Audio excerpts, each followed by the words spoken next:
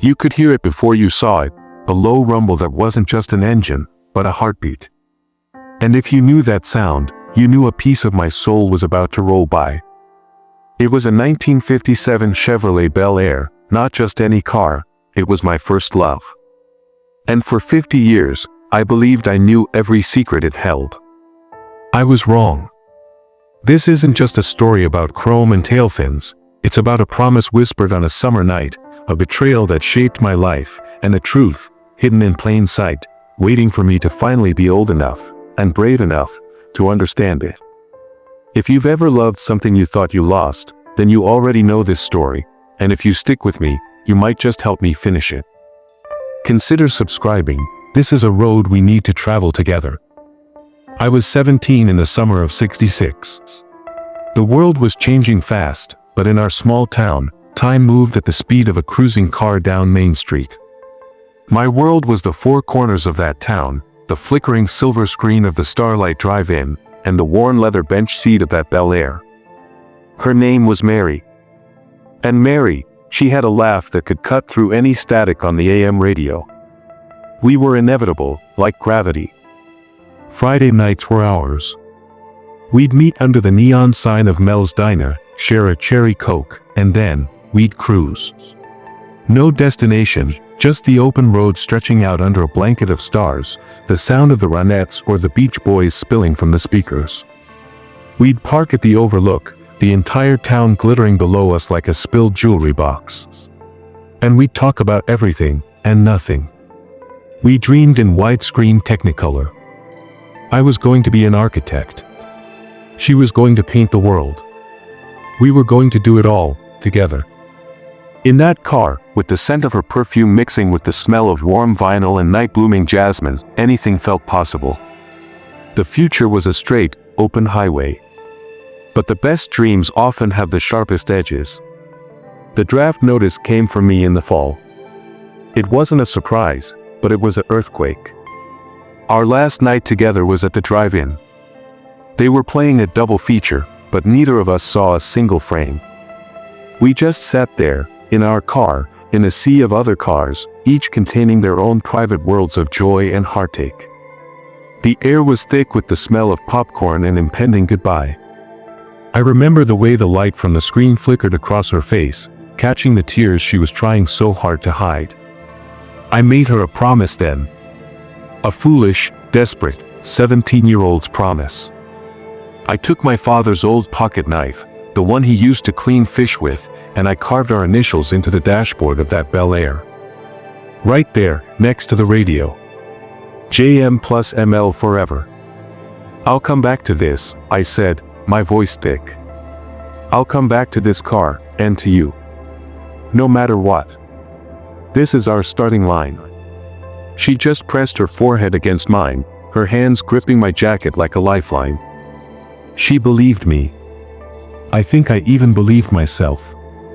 The world I came back to in 1969 was not the world I left. I was different. The war had sanded down my soft edges, leaving something harder, quieter, in their place. And home felt smaller. The first thing I did was go to Mary's house. Her mother answered the door, her eyes filled with a pity so profound it stole the air from my lungs. Mary was gone. She'd left town 6 months after I did. There was a boy from the next county over. They'd moved to California. She'd gotten married. The words were simple, but they landed like physical blows. She'd left me a note, her mother said, but it had been lost in a move. There was nothing. No goodbye. No explanation. Just silence. The promise I'd carved, it was just a scar in a dashboard. A monument to my own naivety. I felt the foundations of my world, the memories I'd clung to over there, turn to ash. The future we'd mapped out on those starry nights was gone. The highway had ended in a cliff. I sold the Bel Air a week later. I couldn't bear to look at it. The sight of those initials was a physical pain. A guy from 2 towns over gave me $500 for it, cash. He seemed eager, almost too eager. I didn't care. I wanted it gone. I took the money, bought a one-way bus ticket to the city, and tried to forget. I became an architect, just like I'd said I would. I built a life. I married a wonderful woman, had 2 beautiful children. We built a home full of love and laughter. But there was always a room in the house of my heart that stayed locked. A room that smelled of gasoline and jasmine and regret. On quiet evenings, I'd sometimes catch a glimpse of a '57 Chevy on the television, or hear an old song from that summer, and the lock would rattle. I'd wonder what happened to that car. Had it been scrapped? Crashed? Was it sitting in some field, our promise being slowly swallowed by rust and weeds? I never looked for it. Some doors, you're better off never opening. Life has a way of coming full circle. My wife, Helen, passed away 5 years ago. The house felt too big, too quiet. My kids, God love them, thought it would be good for me to simplify. They helped me move into a smaller place, a cozy little house not far from where I grew up. Moving back to my hometown after 50 years was like walking into a photograph. Some things were exactly the same. The old courthouse. The diner, though it was called Ruby's now instead of Mel's. But the Starlight Drive-In was a ghost of itself, just a crumbling screen and a field of weeds. It was on a Tuesday, I remember, just getting a few groceries, when I saw it. Tucked in the back of the weekly classifieds, between an ad for a lawnmower and someone selling china plates. For sale, 1957 Chevrolet Bel Air. Original condition. A labor of love. There was a phone number. My heart didn't just skip a beat, it stuttered to a complete stop. It couldn't be. The odds were astronomical. It was a different car. It had to be. I held on to that scrap of newsprint for 3 days. I'd pick up the phone, put it down. What was the point? It was just a machine. A relic. Opening that old wound would solve nothing. But curiosity is a stubborn tenant. It doesn't pay rent, but it never leaves. On the 4th day, I dialed the number. A man's voice answered, warm and a bit gravelly. I asked about the car. He described it. Tropical turquoise. White hardtop. Red interior. My mouth went dry. I asked about the dashboard. Was there any damage? A pause. Well now, he said, his voice thoughtful. There's a carving. Next to the radio. Initials. Funny thing, that. I arranged to see it that afternoon. The drive to his place, a small farmhouse on the outskirts of the county, was the longest of my life. My hands were sweating on the steering wheel.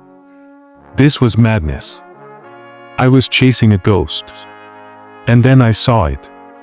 Sitting in a tidy garage, under a soft light, as if it had been waiting. It was her. My Bel Air. It was pristine. More beautiful than I even remembered. The chrome gleamed. The paint was deep and flawless. It was a time machine. I walked toward it, my legs feeling like they were made of wood. The owner, an older gentleman named Walter, stood back, letting me have my moment. I ran my hand over the fender, the cool, smooth metal feeling achingly familiar. And then I looked inside. There they were. JM plus ML forever. The carving wasn't a rough scratch anymore. It had been carefully, lovingly, inlaid. Someone had filled the grooves with a delicate filigree of silver. Our teenage vandalism had been transformed into a piece of art, a permanent part of the car's story. I felt the world tilt. This wasn't what I expected. This was reverence. This was care. This was love. I turned to Walter, my voice a whisper. Who did this? He smiled a slow, knowing smile. I wondered when you'd come, he said, as if he'd been expecting me for decades. I've been the caretaker of this story for a long, long time. He invited me into his kitchen, poured us 2 glasses of iced tea. The house was quiet, filled with the golden light of late afternoon. And then he began to talk. He told me he'd bought the car from a nervous young man in the fall of '69. He'd known it was a steal, but the boy seemed desperate, so he paid the asking price without a word. He'd driven it home, and that's when he'd found the carving. He'd thought it was a shame, a defacement of such a beautiful machine. He was going to sand it out, fill it, repaint the dash. But then, a letter arrived. It came a week after he bought the car. No return address. The postmark was from California. The handwriting was a woman's, elegant and looping. Walter took the folded letter from a drawer. The paper was yellowed and soft at the creases. He handed it to me. "I think this belongs to you," he said gently. My hands trembled as I unfolded it. It was from Mary. "To the new owner of the 1957 Bel Air," it began. "If you are reading this, then the boy I love, James, has sold the car. He promised he would never part with it, so this can only mean one thing, that he is not coming back to me. Or that I have lost him forever." I had to stop reading. The room swam. I took a deep breath and continued. She explained everything. Her mother had forbidden her from writing to me. She'd intercepted my letters. She thought the war would change me, that I wasn't good enough for her daughter. She'd told Mary I'd stopped writing, that I'd moved on. Mary, heartbroken and confused, had eventually believed her. The boy from the next county was a kind distraction, a rebound she'd agreed to marry out of sheer despair. But she'd never stopped loving me. She'd found out Walter had bought the car from a mutual acquaintance. She begged him, if he ever met me, to tell me the truth. And she asked him one more thing. A final, strange request. She had sent him a small silver necklace, a simple chain with a small pendant. It was the one I'd given her for her 17th birthday. She asked Walter not to sell the car. To care for it. To keep it running. And if I ever came looking for it, to show me the letter. And to give me the car. She'd prepaid him for a lifetime of storage and maintenance, sending him money orders every year from California. She'd loved me enough to let me go, but she'd also loved me enough to make sure this piece of us survived. She had been the car's secret guardian angel for 5 decades. She'd ensured our promise was kept, even when we couldn't keep it ourselves. Walter had kept his word. He'd maintained the car in perfect condition. He'd inlaid the carving with silver, turning a scar into a badge of honor. He'd waited. For me. I sat there in Walter's kitchen, a 72-year-old man, and I wept. I wept for the boy I was. For the girl she was. For the life we never had. But they weren't tears of bitterness. They were tears of awe. The love I'd thought had been thrown away had actually been preserved, tended to with more devotion than I could have ever imagined. Mary hadn't betrayed me. She'd been lied to, just as I had. Our love hadn't failed, it had been stolen from us. But she had refused to let it be erased. She had built a legacy for it, right here in this garage. Walter placed the keys in my hand. "It's always been yours," he said. I was just keeping the seat warm. I drove the Bel Air home that evening. The sun was setting, painting the sky in hues of orange and purple. The rumble of the engine was the same. The smell of the interior was the same. But I was different. I found out Mary passed away 2 years ago in Sacramento. She'd had a family. A good life, by all accounts. I'm glad for that. I don't feel a sense of loss for what could have been anymore. How can you lose something that was so fiercely protected? That car isn't a symbol of a broken promise. It's a symbol of a love so strong it transcended time, distance, and lies. It's a testament to the kindness of a stranger who kept a secret for half a century. Walter and I have become friends. We take the car out on Sundays. Sometimes we just sit in the garage and look at it. We don't need to talk much. The car says it all. That first love, that first car, it shapes you. It teaches you about freedom, about heartbreak, about resilience. But most of all, it teaches you that the most important journeys aren't about the miles you cover, but the love you carry with you. And sometimes, if you're very lucky, that love finds its way back home. It just takes the long way around. So if you have a memory that tugs at you, don't be afraid to look back. You never know what truth might be waiting, polished and gleaming, just around the next bend. The road is long, but it always has something to show us. If this story found a place in your heart, like and subscribe.